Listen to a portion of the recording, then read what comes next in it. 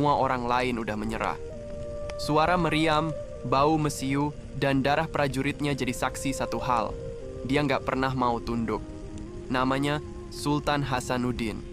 Dia lahir tahun 1631 di Kerajaan Gowa, Sulawesi Selatan, masa di mana Belanda lewat VOC lagi rakus-rakusnya.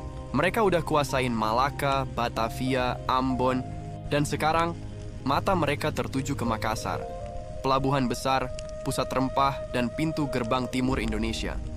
Tapi mereka nggak nyangka bakal ketemu lawan sekeras ini. Dari kecil, Hasanuddin udah dikenal keras kepala. Dia anak bangsawan tapi nggak suka tunduk. Dia lebih suka diskusi sama prajurit daripada pesta di istana. Gaya bicaranya tegas, pikirannya tajam.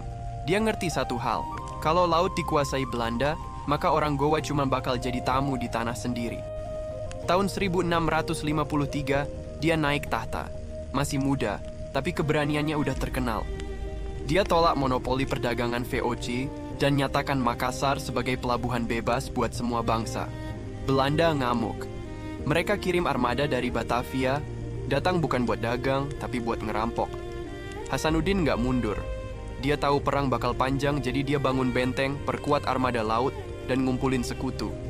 Benteng Somba Opu jadi markas besar. Di sanalah suara meriam pertama kali meledak. Perang pun pecah, brutal, dan nggak seimbang. VOC punya kapal meriam, artileri, dan sekutu lokal. Tapi Hasanuddin punya satu hal yang VOC nggak punya. Harga diri. Selama 2 tahun lebih, Makassar bertahan. Setiap serangan dibalas. Setiap peluru dibayar darah. Belanda frustasi, sampai akhirnya mereka bawa bantuan dari luar, termasuk Arung Palaka, musuh lama Hasanuddin. Gabungan itu bikin posisi Gowa makin terdesak.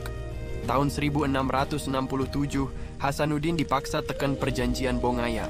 Secara di atas kertas, dia kalah. Tapi di hatinya, dia belum menyerah. Begitu Belanda mulai melanggar isi perjanjian, Hasanuddin kembali angkat senjata. Dia bilang, lebih baik hancur daripada dijajah.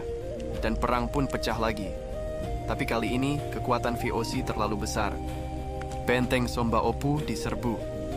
Dinding batu yang dulu jadi kebanggaan Gowa runtuh pelan-pelan, dihantam meriam dari laut dan darat. Akhirnya, tahun 1669, benteng itu jatuh. Makassar dibakar. Pasukannya tercerai-berai. Tapi Hasanuddin nggak kabur, nggak tunduk. Dia mundur dengan kepala tegak. Dan setahun kemudian, di usia 39 tahun, dia wafat. Bukan karena kalah, tapi karena udah berjuang sampai napas terakhir. Belanda kasih julukan buat dia, De Haantjes van het Oosten, ayam jantan dari timur. Karena tiap kali mereka datang, Hasanuddin selalu berdiri melawan. Sendiri pun, dia tetap berkokok.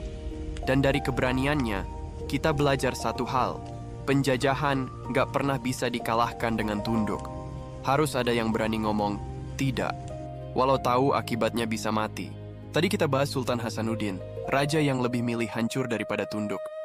Gue penasaran nih, kalau lo hidup di masa itu, lo bakal ikut berjuang kayak dia, atau diam demi selamat. Kalau lo suka video ini, pencet tombol like-nya biar jempol lo nggak nganggur, share ke temen lo yang kebanyakan ngopi biar nambah kopinya, dan subscribe biar lo nggak ketinggalan kisah gila berikutnya. Sampai jumpa di cerita selanjutnya. Karena perjuangan nggak pernah benar-benar selesai.